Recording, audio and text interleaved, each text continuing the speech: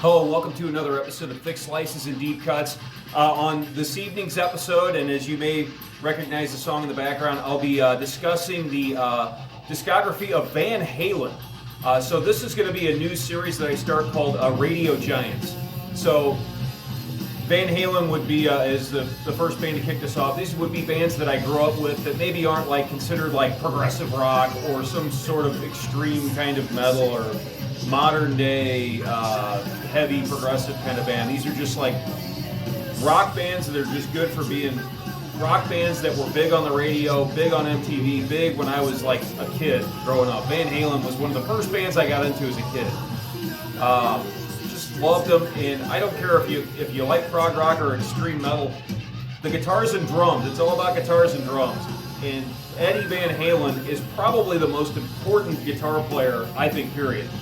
Certainly in my lifetime. I don't think there was guitar before Eddie and guitar after. He was like an inventor too. He would take, his Frankenstein, he'd carve out the single coil spot and put in a humbucker. He was dipping his pickups and stuff and doing all kinds of things, and just what he did with the whammy bar and the finger tapping and a lot of things like that.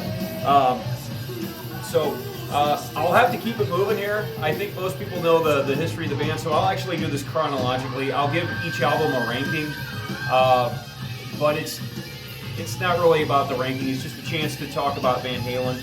They've got 12 studio albums. I own 10 of them. So I own the first 10 studio albums they did. They also had a couple of greatest hits albums with some new material on it, a couple of live albums. Things like that, but I would say that Van Halen always put out just really good, just always a good product. Even the albums that are lower in the list are still good.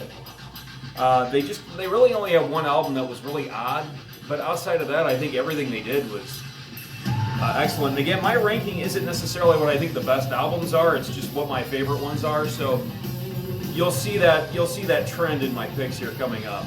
A lot of people, there are two camps here that people go to, and I guess based on my ranking, I guess I'm in one camp, although I like both camps. And by that, I'm just talking about the different singers. But we'll just get started, and we'll get started chronologically. So we're listening to Atomic Punk from the debut from 1978. This changes everything in the world of guitar. This ushers in the sound that will be in the 80s. Eddie's got this new guitar sound that nobody's heard. It's got this bite, this crunch, just all these new styles that everyone uses today. Well, they weren't really in use until this album. And this might be the best debut album of all time. It's perfect. I mean, it's Running with the Devil starts it, but you've got Eruption, which is just the best guitar solo, arguably ever. Into You Really Got Me, Ain't Talking About Love, I'm the One, Janie's Crying, Atomic Punk, which we heard, on and on, Little Dreamer, Ice Cream Man, just a perfect. Maybe I'm overthinking something, but this is probably the best debut album I can think of ever, and it's my number one album. I just think everything that Van Halen is about is right here, right on the first album. It's heavy, it's fun, it's just got all the Van Halen party, heavy, cool riffs, everything. The energy level is way up on this one, which is something that they really had when David Lee Roth was their vocalist. Just great. Eddie Van Halen, Alex Van Halen. I think Alex Van Halen is an underrated drummer. He's a monster on the drums. I mean, that family. I've always noticed some of the best bands I've ever liked in my life have the brothers on guitar and drums. Pantera had that. I guess Sepultura early on, Gojira. Bands like that with the brothers and guitar and drums always seems to help out. But anyway, so there you go. I got to keep it moving. But my number one album is their debut from '78, Van Halen 1. You can hear somebody get me a doctor because we're moving on to 1979 and we're moving on to Van Halen 2. It's tough to rank these first six. They're all fairly interchangeable. I mean, I'm ranking this one fifth. I'm ranking it fifth. I don't know. It's a good album. It's a little lighter, whereas this one was a little bit maybe meaner. This album's a little more fun. I mean, but the only reason I have it fifth is they do a cover of You're No Good to start it. I'm like, what? Why? And then they go to Dance the Night Away, which I'm glad it's a nice radio song for them, but I don't really ever want to hear it. But I love Somebody Give Me a Doctor. Bottoms Up's all right. Light Up the Sky, the little Spanish Fly thing. But Beautiful Girls to end it is great. So I think Somebody Get Me a Doctor and Beautiful Girls are classics on here, and it's got a few other things. Again, I don't know. I'm ranking it fifth. I just the first 6 albums to me, kind of like with Sabbath and Zeppelin and some other bands, like get the first 6 for sure. I would just say the first 6 Van Halen albums are all classics. So there you go. Van Halen 2. A lot of people, these are kind of a pair right here. The first 2 done in the late 70s with Ted Templeman was their producer for the longest time. I think it's maybe got a few less classics than the first one, but it's still a stellar album. So there you go, Van Halen 2. Moving on to their 3rd album, so we move up to 1980. My CD has a crack across the front of the case, but it's Women and Children First. I have this one ranked 6th of the first 6. I've got it ranked 6th. I don't know. I think other people love this album. And I do too, but And the Cradle Will Rock is great. Everybody Wants Some is excellent. I think Fools is good. It's a longer song. I like that one. Romeo Delight's classic, and then you flip to the other side, and maybe it's not quite as great, but I don't know. Lost Control is pretty crazy coming out of Tora Tora. In a Simple Rhyme. This one's another good rocker. It's probably the rawest of the early productions. Heavy. Songs are a little longer in spots, but again, I don't know. It's not that this is 6th. I just had other ones that were higher up, and these got bumped back a little bit. But I think it's a classic, and I think the first 6 Van Halen are pretty much all must own. So there you go. Coming in at their 3rd album, it's coming in at number 6 for me. But you got Women and Children First. And by the way, I failed to mention, their first album went diamond. Just in the States, it sold over 10 million copies just in the States. I want to say this sold 4 or 5 or 6 million. Same thing with this, at least 4 million. So every album they did was just insanely successful.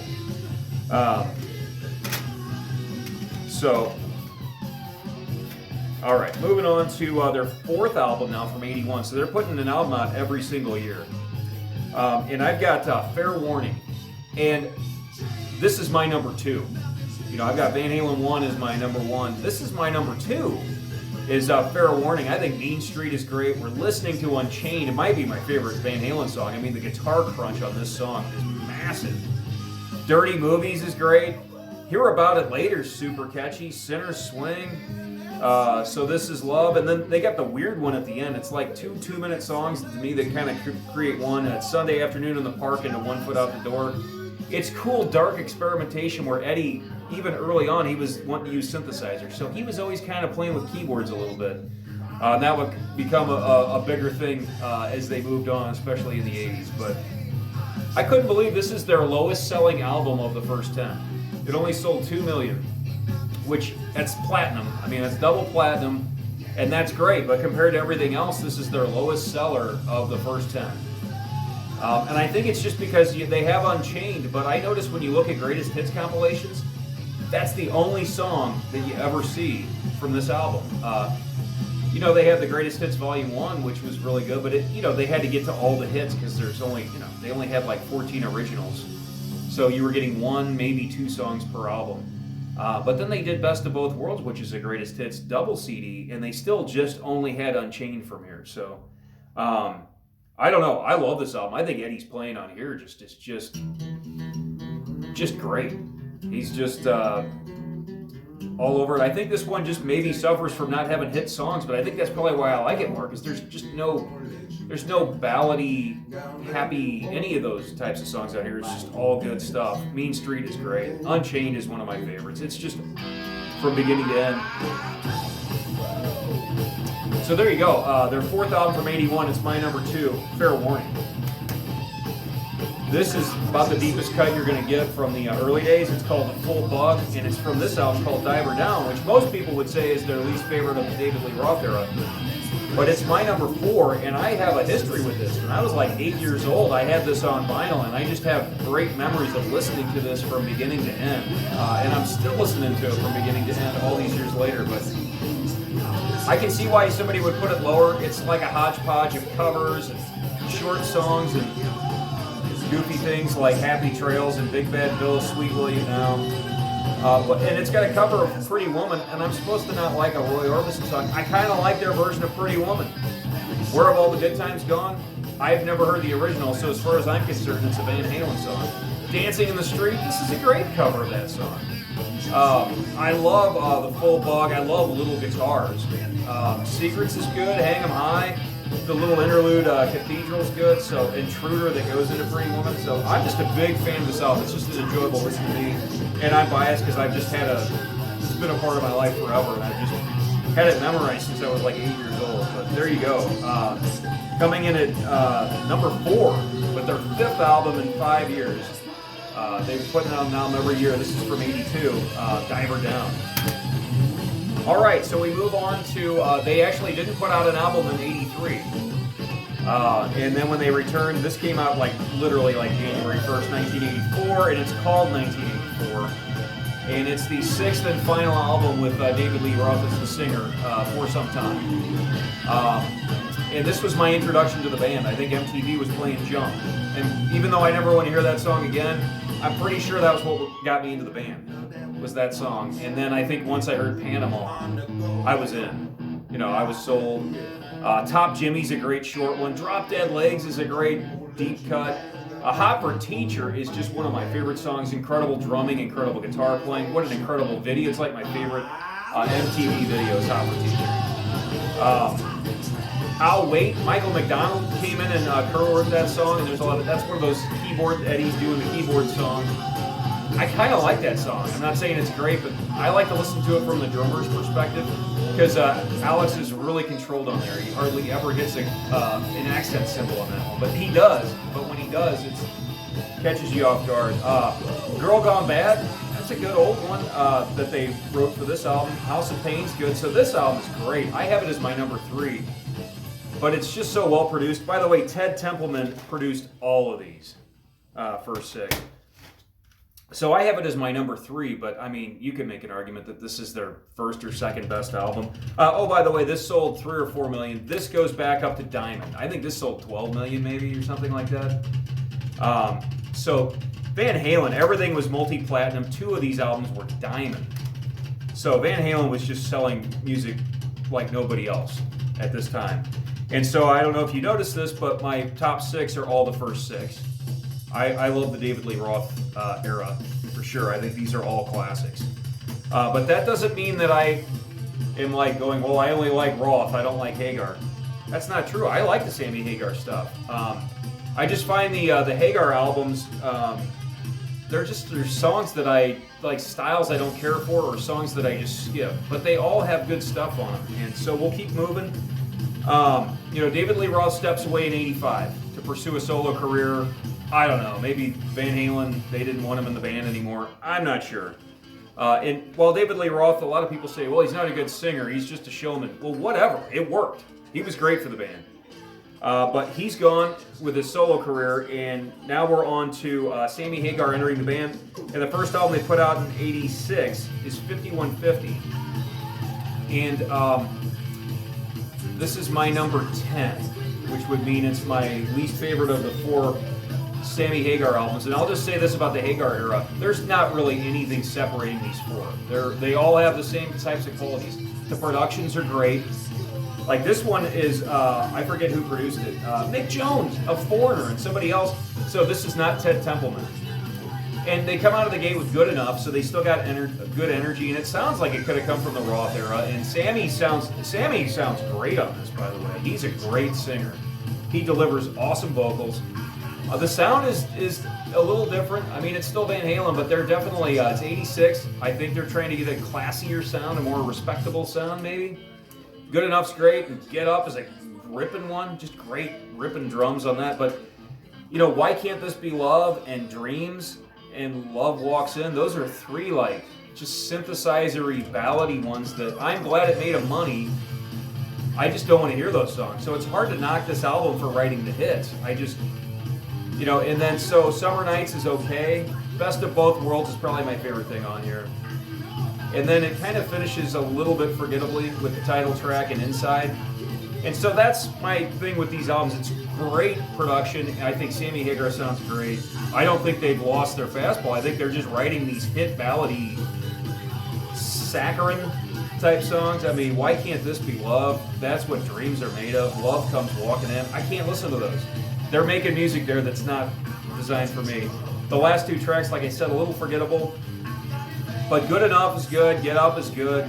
Summer Nights is pretty good. Best of Both Worlds is excellent. So it's my number 10, but I still think it's a solid album. And it sold 6 million copies. It's like their third bestseller and their best one with Sammy. So there you go. This is their 7th album from 86, and I've got it ranked 10.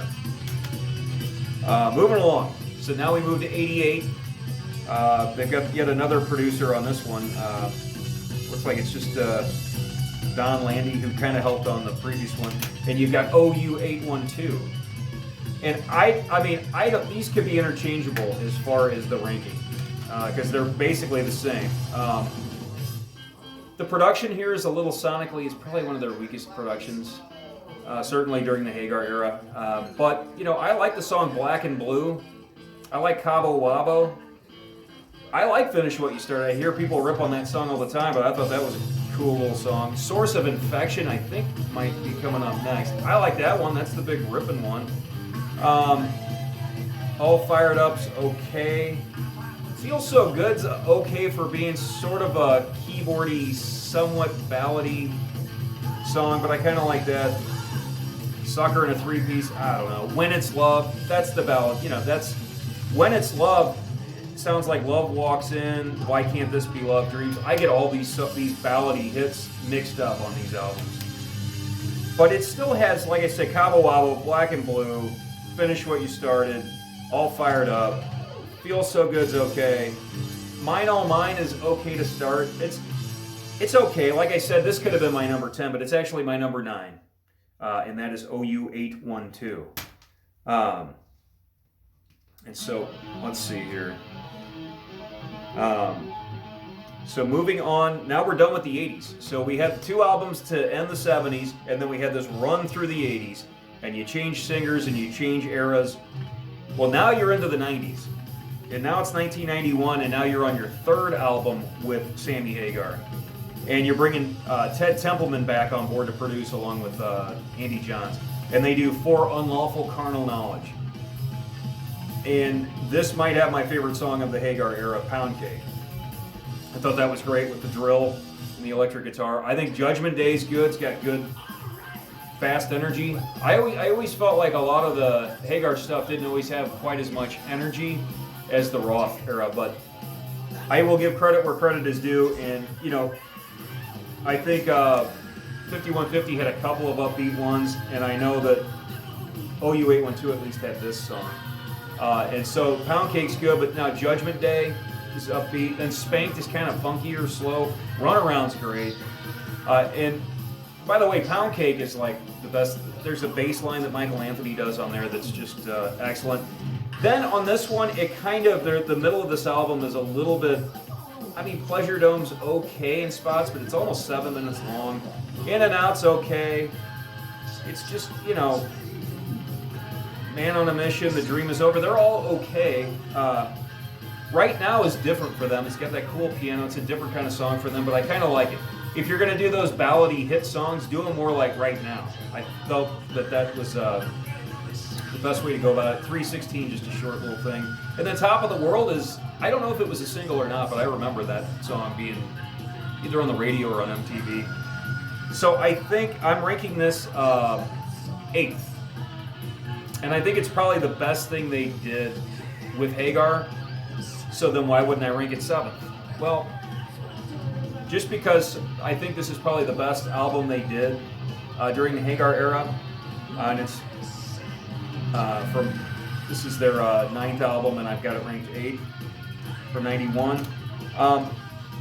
Their 4th and final album with Sammy Hagar and their 10th album overall that came out in 1995, Balance, is my personal favorite. of this Hagar era, and it's because Eddie's tone, the production on this album, Bruce Fairburn did this production. The production on this album is incredible. Eddie's guitar tone is my favorite of any album. Alex sounds great on the drum kit. The Seventh Seal is like, it kind of takes the bassline blueprint from Pound Cake, but it's like progressive metal. If Van Halen ever did progressive metal, it's on that song. It's got atmosphere, it's heavy, it sounds kind of like epic. It's like 5.5 minutes long, or 5:50, something like that.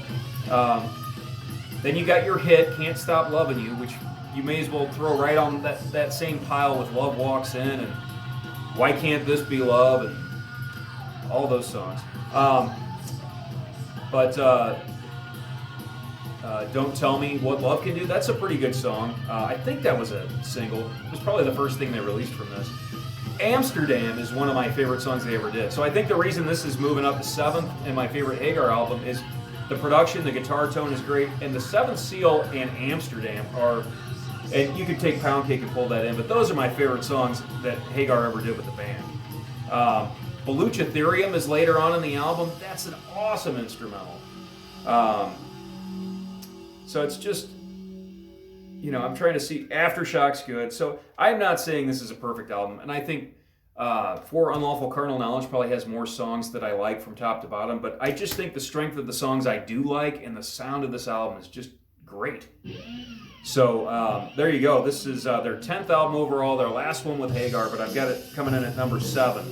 And so now you're done with 2 eras. You're done with the Roth era, the first 6. Now you're done with the Hagar era. And now I don't have physical copies of anything. So coming in their 11th album, so Hagar's out. They did a song called Humans Being for the Twister soundtrack, and then with Hagar, and then he's out.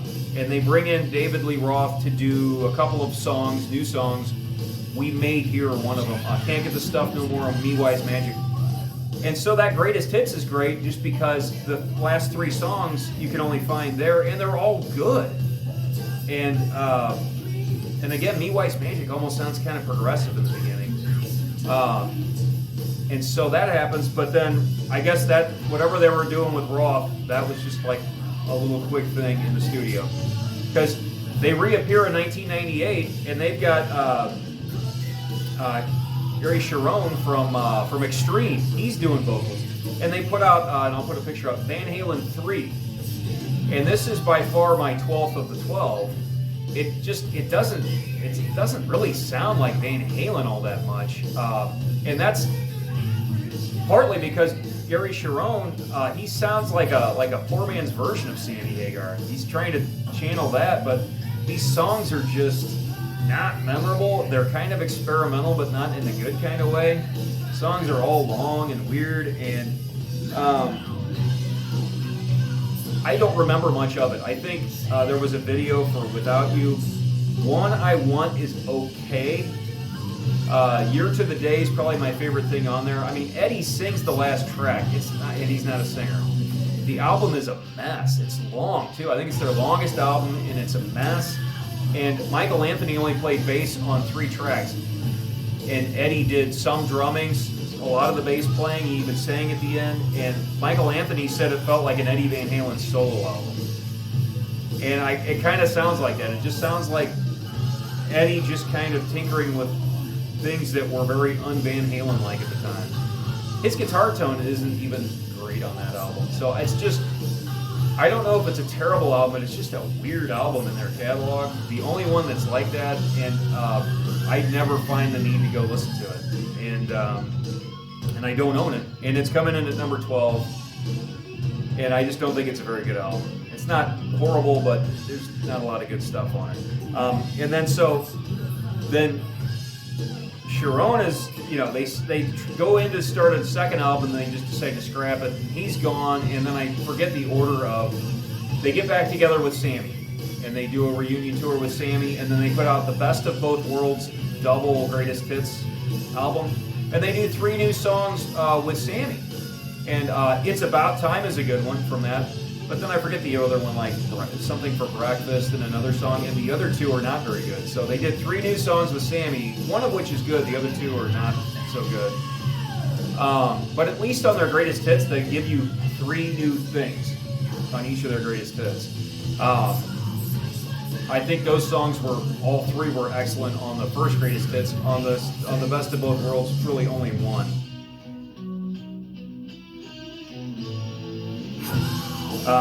So there you go. So that is Van Halen 3 coming in at number 12. Then they put out Best of Both Worlds, a reunion with Sammy. And then I think right around there, at some point, Michael Anthony's out and replaced by Eddie's son, Wolfgang. So now you got Eddie, his son Wolfgang, you got Uncle Alex on drums. And I think David Lee Roth came back in around 07, 06, 07, somewhere in there, and they did some more reunion tours there. And then finally you get to 2012, and they put out their final album. David Lee Roth is back, Wolfgang's on bass, but it's the Van Halen brothers, it's the Van Halen family with David Lee Roth, and they put out A Different Kind of Truth. And this is mostly a collection of songs that they wrote back in the 70s, that they wrote back in the early 80s.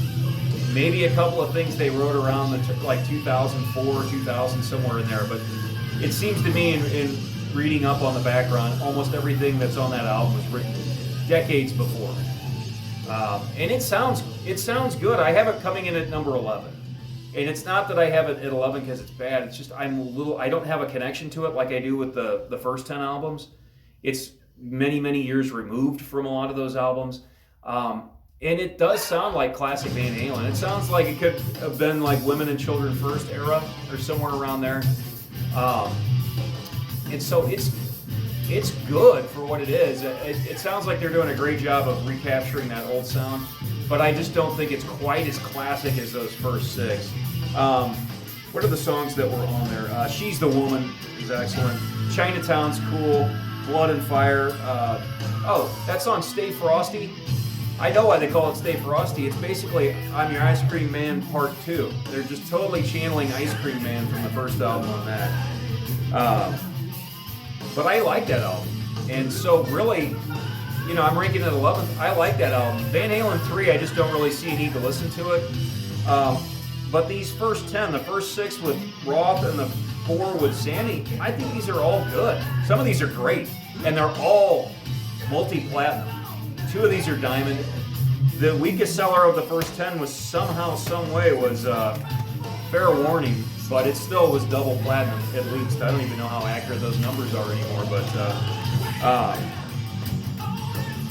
here's Amsterdam from Balance. Great drums, great production. It's my favorite production that Van Halen ever got. But that's just going through Van Halen. I think most people are familiar with most of their work. Certainly those first 10, the Roth and the Van Hagar era. But just real quick to recap, I've got Van Halen as number 1. I've got Van Halen 2 as number 5. I've got Women and Children First as number 6. I've got Fair Warning as number 2. I've got Diver Down at number 4, surprisingly. And I've got 1984 at number 3. Heck of an album. Diamond seller. 2 diamond albums. Incredible. Then moving on to the Hagar years. I put 5150 at 10, but I mean, these are pretty interchangeable. I've got OU 812 at 9. I've got For Unlawful Carnal Knowledge at 8. And then I've got the final one, Balance, at number 7, surprisingly. So I think the surprises are that this is a little bit higher up and the Diver Down is fairly high up. Van Halen 3 is an outlier, it's an anomaly, and then A Different Kind of Truth does a pretty good job of trying to recapture those first like 3 or 4 albums that Van Halen did. I think that covers it. They do have 2 live albums. So they've got Live Right Here, Right Now, came out like I think 93. So it was from the Pound Cake era. So that's the live album with Sammy. And then they did like a Tokyo concert that came out in 2015. And the good thing there is that's with Roth. So that's pretty much entirely all David Lee Roth stuff. I think the live right here, right now is pretty heavy on the Hagar stuff, but they do throw in a few of the classic Ross songs. So, yeah, I think that covers it. So this is the first in a series of these. I'm going to try to drop one of these per month, where I call it Radio Giants. And these are just going to be bands that I grew up on, that you heard on the radio, that you saw on MTV. They're neither progressive nor metallic necessarily. They're just like hard rock, popular hard rock that I probably was listening to as young as like 7, 8, 9 years old. So, and I'm trying to hang in there and keep going, because I want this song to finish so we can get to the final riff of the night. But so there you go. I just thought I'd open this thing up with one of my favorite bands as far back as I can remember.